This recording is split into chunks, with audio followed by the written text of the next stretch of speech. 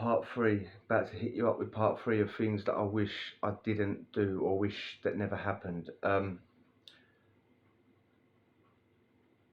So the way I ended up in Bedford, first time I'd only ever been to Bedford once, remand, nicked off the street for a burglary in the stolen, no, it wasn't a stolen car, in a car chase. I've done the car chase story, crashed into Old Bill. But in doing the burglary, trying to nick a car, that's how I was trying to get out. I'm not going to go into all the big car chase and all that. Go back and look at the video for that one. But that whole time was a particular low point. When I think back, and I'm not proud of it, most of that time there, I was having it with scumbags, like people that wasn't me. People might say, "Well, you're a scumbag," right? But yeah, well, there might be levels to scumbags, you know what I mean? And I was having it with people that weren't me pals. If I was looking at it from a cold light of day, I would have just thought, scumbags. I mean, I went to this house. This is what I wish, that I didn't go to this particular house, yeah. I was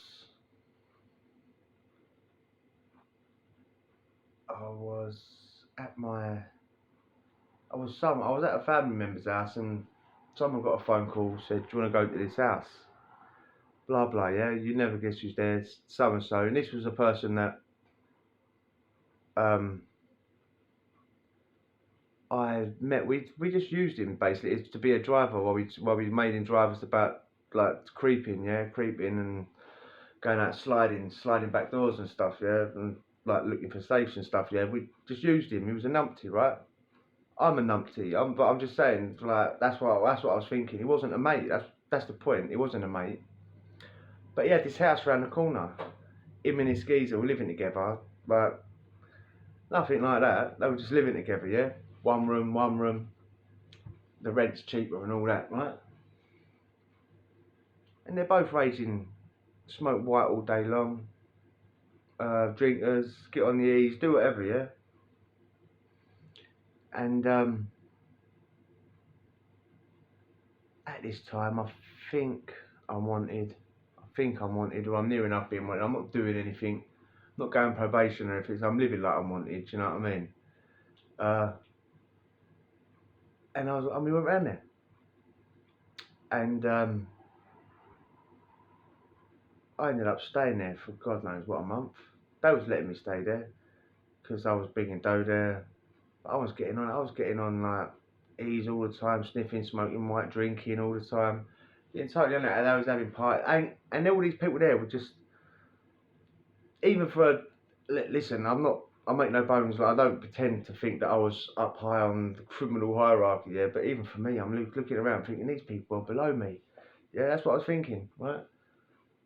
And really, in a way, I was right, because, mate, it was ponces, really, yeah? It was just absolute ponces. And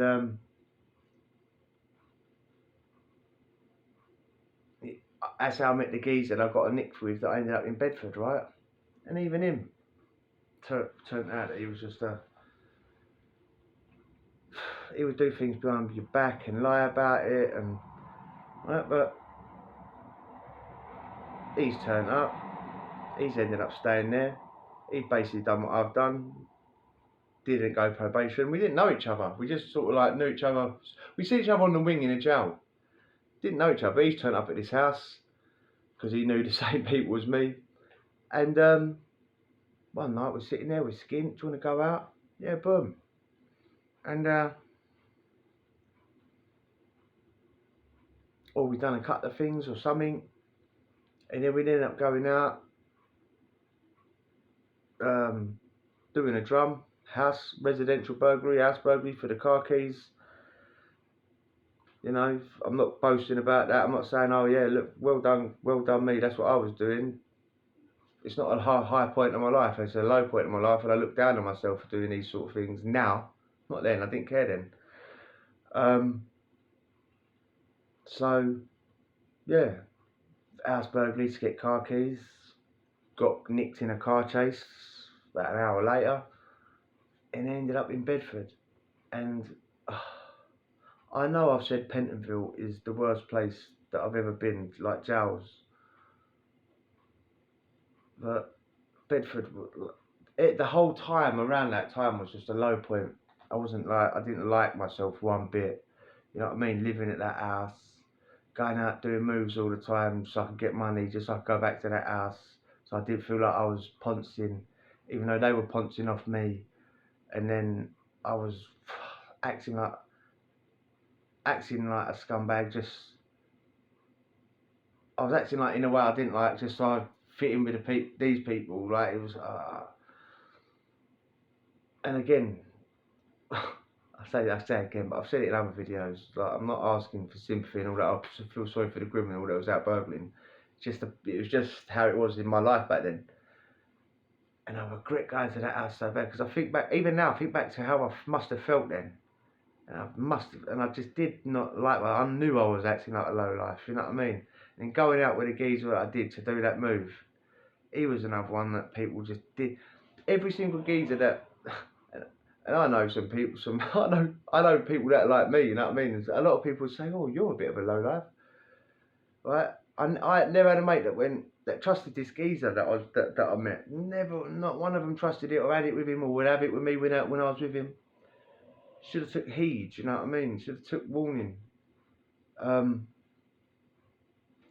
and then it all led to Bedford, mate. Oh, it all led to Bedford. Um, saying that, literally as I'm sitting here talking, that geezer that I'm talking about, that I'm slagging off, is literally because of him that I met the bird that I had my son with. So that's like I said, all roads lead to here. What can you do? If you enjoyed that, hit subscribe, and we'll chat later. Adios.